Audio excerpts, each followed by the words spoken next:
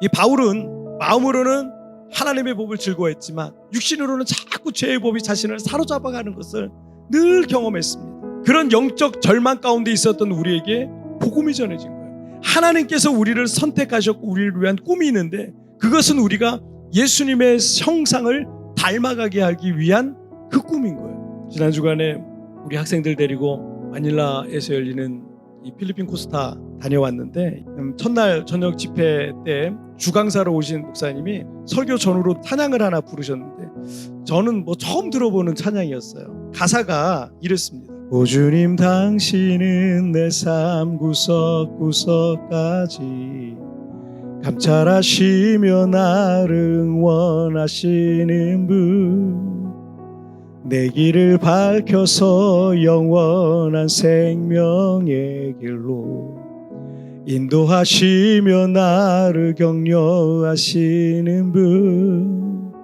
크고 작은 갈등을 겪고 나지만 항상 결국 당신을 선택합니다.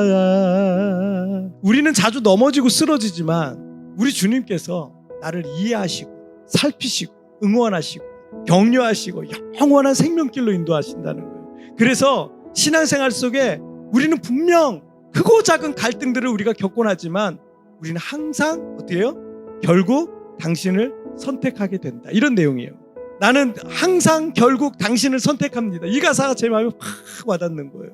지난 주간에 아직은 불신자인 어떤 남자분과 함께 식사를 했는데 이분이 필리핀에 오셔서 사업을 하다가 예수 믿는다고 하는 한국 사람한테 그리고 복실하다고 생각했던 필리핀 교인한테 크게 실망했던 적이 있다 그러더라고요. 그래서 이 남자분이 자기는 불신자지만 석 달 동안 교회를 나갔대요. 스스로 교회 가서 기도를 했대요. 그 사람들 불쌍히 여겨달라고, 하나님이 계시면 그 사람들 바른 길로 인도해달라고, 이렇게 이분이 기도를 하셨다는 거예요. 이분이 불신자였지만 마지막 찾아간 곳이 교회잖아요. 왜냐면 내가 할 수 있는 게 아무것도 없었어요. 그리고 그 교회에서 하나님께 기도를 했다는 거예요. 저는 거기서 한 가지 소망을 갖게 됐어요. 이분이 항상 결국 마지막은 하나님을 선택하겠구나, 결국은 하나님께로 돌아오겠구나. 저는 그런 생각이 들어서 감사했어요. 그 얘기를 듣는데 여러분, 이렇게 우리는 마지막에 주님께 도움을 구하고 주님을 찾게 되는 경우가 많습니다.